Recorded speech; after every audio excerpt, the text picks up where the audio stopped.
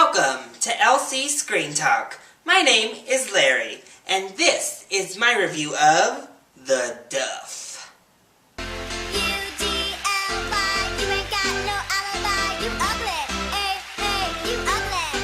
I had a really good time at the screening. As you can see, I'm rocking my shirt, and I have to say this was a cute little gem that provides for a nice little evening at the movies. So let's just jump in to the positives of the film, shall we? I think the biggest positive are our two main characters and the chemistry between them. They're played by Mae Whitman and Robbie Amell, and I just thought they had such a good chemistry that was such a joy to watch on the big screen. Also, individually, they were both super relatable. Mae was supposed to be that everyday girl, and she really played it well, that's struggling with her self-acceptance, with her self-image, and with self-esteem. And that's something that a lot of kids, I think, right now can relate to. And then Robbie Amell is a little less relatable, but that's because this character is supposed to be. But by the end, the layers are cracked away, and you just see the pressures that his peers are putting on him, or that he feels to fit into certain molds. So he also becomes very relatable by the end of the film. I also thought all of the other young actors were great. Allison Janney's in it, and I thought she was fantastic. As always, she was hilarious. I loved her as the mom. But overall, the cast is just strong, and the characters are all very strong. In addition, this is a film aimed at a teenage audience, and it provides a great message. Not only is it about self-acceptance and having self-esteem, but it's also about accepting other people.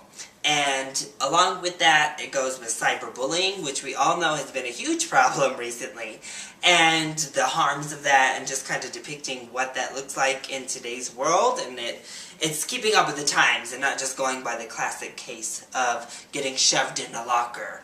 And it also is all about not fitting in and not being a part of the mold, not having to conform to what you feel society is pressuring you to be like. And I think that is a deeper message than we get with a lot of these be yourself, accept yourself movies. It goes deeper than that and explores a little bit deeper of issues. It also goes into friendship and what makes friendships, and not having to feel pressure from within your friend group. And I really loved the two friends that our main girl has in the film.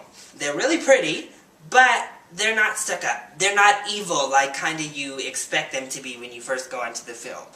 And that was just great, accepting your friends for who they are, as well as everybody else. So overall, the message was just fantastic.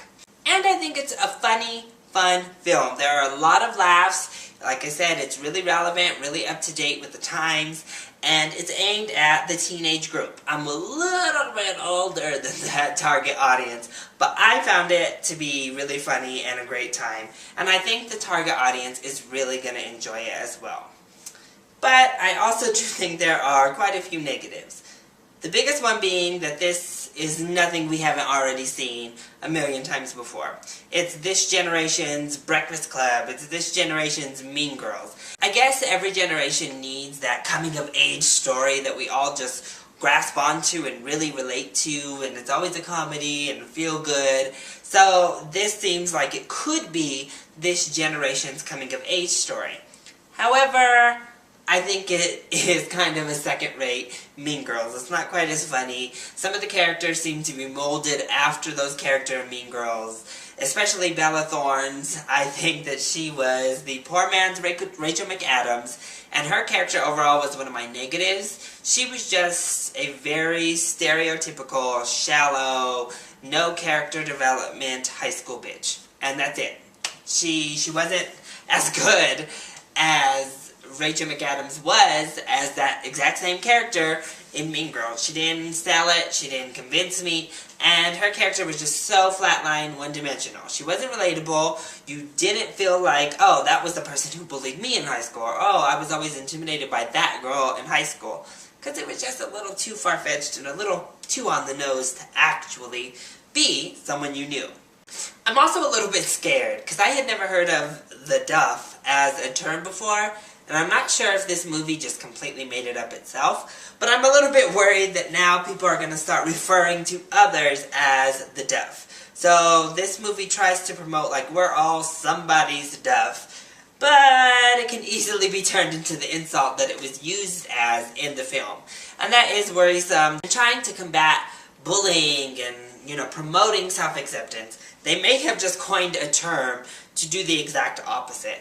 And that would be really heartbreaking if that were the case. But overall, like I said, I had a great time watching this film. It delivers on the laughs. It is predictable. You know where it's going to go right from the beginning. But it's a fun time getting to that point. It's a cute story, and especially if you have a teenager, I think this is a must-see. And something that parents will also really enjoy. So if you're preteens and teens, definitely go see it, and parents, don't worry, you'll enjoy it as well. So, that has been my review of The Duff. I hope you enjoyed it, and if you did, go ahead, click like down below, and subscribe to the channel so you are always up to date on our latest videos. Also, join in on the conversation. What is your favorite coming-of-age story? Let me know down in the comments below, or hit me up on Twitter. I love you all so much for your support. Mwah! Thank you for watching, and I'll see you next time. Bye!